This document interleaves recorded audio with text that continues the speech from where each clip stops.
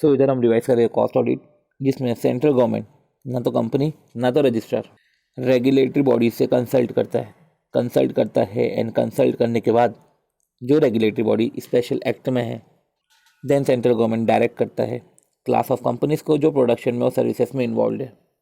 पहले तो डायरेक्ट करता है कंपनी को जो प्रोडक्शन सर्विस में इन्वॉल्व है कि अपने पर्टिकुलर्स जैसे कि material labour item of cost, ठीक है, वो प्रिपेयर करके रखो, उसको CRA 1 में रखो। ये फॉरेन कंपनी पे भी एप्लीकेबल होता है। मतलब वो डायरेक्शन दे रहा है कॉस्ट रिकॉर्ड के रिस्पेक्ट में कि तुमको कॉस्ट रिकॉर्ड रखना है CRA 1 में। ये सारी कंपनी अगर टर्नओवर 35 करोड़ या उससे ज़्यादा है प्रीसीडिंग फाइनेंशियल ईयर में, तो क्लास ऑफ कंपनी रूल 3 में देके रखा है कि फॉरेन कंपनी टर्नओवर 35 करोड़ या उससे ज़्यादा है, MSME कंपनी नहीं आती जो कॉस्ट रिकॉर्ड के रिस्पेक्ट में। तो कॉस्ट ऑडिट में अलग है 6 regulated sector, non regulated sector. Regulated sector set PDF, sugar, electricity, T से है टेलीकम्युनिकेशन, P से पेट्रोलियम, D से ट्रक, F से फर्टिलाइजर। सेट PDF 2 कंडीशन पूरी होनी चाहिए, सारे प्रोडक्ट और सर्विसेज से टर्नओवर 50 करोड़ या उससे ज़्यादा, इंडिविजुअल प्रोडक्ट और सर्विसेज से टर्नओवर 25 करोड़ या उससे ज़्यादा।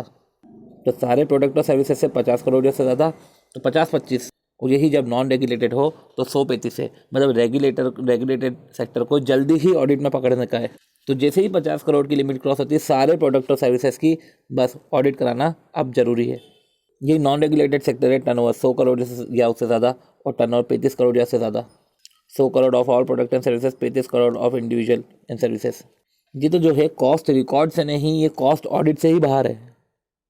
ये जो हम पढ़ेंगे ना, ये रिकॉर्ड से नहीं, कॉस्ट ऑडिट से बाहर है। रिकॉर्ड तो बनाने पड़ेंगे। कंपनी SEZ में है, कंपनी जिसका एक्सपोर्ट से ही रिवेन्यू, टोटल रिवेन्यू का 75% या उससे ज़्यादा होता है, तो रहने दो।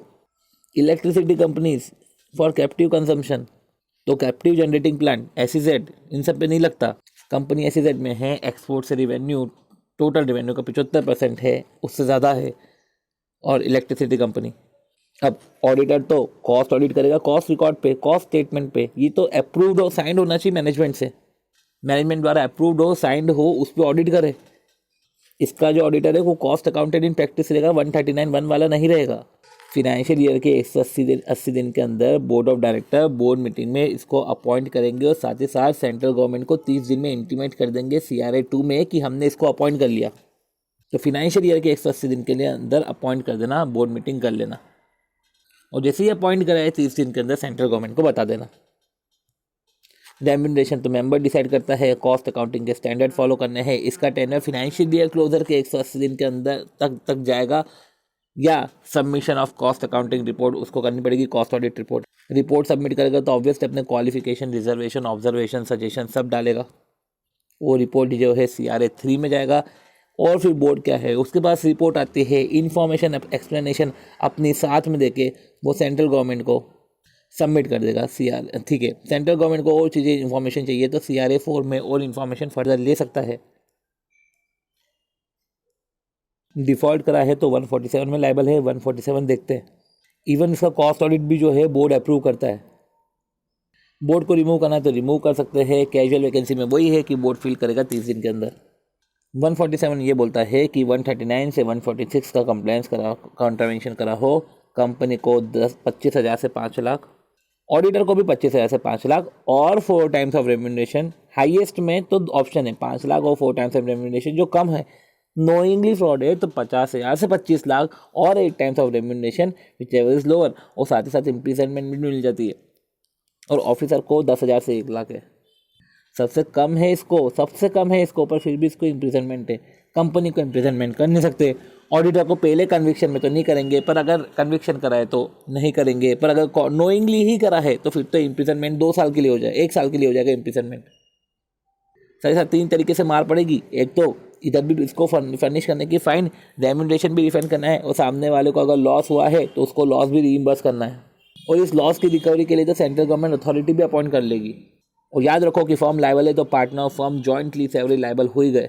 ये हमने बात करी कॉस्ट रिकॉर्ड की। बस ये याद रखो, अपॉइंटमेंट से पहले तो कंसेंट लेते ही है, direct tax laws and practice, return consent लेते हैं, साथ ही साथ सर्टिफिकेट जिसके अंदर रूल 4 के कंटेंट होते हैं direct tax laws and practice की, वो डिस्क्वालीफाइड नहीं है। As per the terms appointment है, as per the limit appointment है, कोई भी पेंडिंग प्रोसीडिंग नहीं है। तो वो एलिजिबल है, डिस्क्वालीफाइड नहीं है। टी as per the terms appointment है, क्राइटेरिया सेटिस्फाई कर रहे हैं और as per the limit appointment है। और पेंडिंग प्रोसीडिंग्स, तो कोई भी पेंडिंग प्रोसीडिंग नहीं है, हो गया। अब आती है 143(8) ब्रांच ऑडिट की, वो 148 था। ब्रांच ऑडिट इंडिया में भी, आउटसाइड इंडिया भी हो सकता है। ब्रांच ऑडिटर का ऑडिटर जो है वो तो कंपनी ऑडिटर तो हो ही सकता है, वो other auditor in laws of that country भी हो सकता है कि अदर ऑडिटर जो सीए नहीं है पर वो क्वालिफाइड है to do audit in the laws of that country, क्योंकि ब्रांच आउटसाइड इंडिया है ना, जरूरी थोड़ी ना वहाँ पे भी सीए ऑडिट करे। वहाँ पे अदर क्वालिफाइड पर्सन जो सीए नहीं है पर क्वालिफाइड है to do audit in the laws of that country, वो भी कर सकता है। कंपनी ऑडिटर की जरूरत नहीं है हमेशा। सामने वाला रिपोर्ट देगा, रिपोर्ट में सारे इनकॉर्पोरेट करेगा पॉइंट, तो कंपनी कैसे डील करेगी इसको अपने रिपोर्ट के साथ? सिग्निफिकेंट पॉइंट वो ब्रांच के रिस्पेक्ट, सिग्निफिकेंट पॉइंट इनकॉर्पोरेट करेगा। याद रखो, सिग्निफिकेंट पॉइंट्स वो देखेगा, वो ब्रांच के रिस्पेक्ट में नहीं देखेगा, वो in respect of company as a whole देखेगा। मतलब जो पॉइंट ब्रांच के लिए सिग्निफिकेंट है, हो सकता है कंपनी के लिए नहीं है, तो इनकॉर्पोरेट नहीं करेगा। जो मैंडेटरी पॉइंट्स है वो मैंडेटरी पॉइंट्स इनकॉर्पोरेट करेगा। साथ ही साथ सारे ब्रांच का रेफरेंस देगा कि देखो ये ब्रांचेस है, किनको ऑडिट करा है, किनको ऑडिट नहीं करा है, ठीक है। और ओपिनियन देगा on trueness and fairness. Division of responsibility बताना ही पड़ेगा, भले ही स्टैट्यूटरी ऑडिटर ही अल्टीमेटली रिस्पॉन्सिबल है, पर उसको डिवीजन ऑफ रिस्पॉन्सिबिलिटी बताना पड़ेगा कि मैंने ब्रांच ऑडिटर के वर्क को यूज़ करा हुआ है। ड्यूटीज़ एंड पावर्स वही है, प्रोविजन रिलेटिंग टू फ्रॉड वही है। जरूरी नहीं है कि ब्रांच ऑडिट के लिए वहाँ पे विजिट करना पड़ेगा, जरूरी है नहीं है, बुक्स मंगवा कर भी हम उससे ऑडिट कर सकते हैं। डिफ़ॉल्ट होगा तो स्टैट्यूटरी ऑडिटर ही लायबल है, स्टैट्यूटरी ऑडिटर को मेंशन करना चाहिए डिवीजन ऑफ रिस्पॉन्सिबिलिटी की, देखो ये डिवीजन ऑफ रिस्पॉन्सिबिलिटी है। अब भले ही ब्रांच ऑडिट को किसी दूसरे ऑडिटर ने करा है, फिर भी स्टैट्यूटरी ऑडिटर ब्रांच ऑडिट में विजिट तो कर सकता है, रिकॉर्ड्स एक्सेस कर सकता है, उसके राइट फॉरफिट थोड़ी ना होंगे। और साथ ही साथ ये जो हमने बोला कि हमारा opinion is based on the report of branch auditor, तो ये अदर मैटर पैराग्राफ में डाल देना।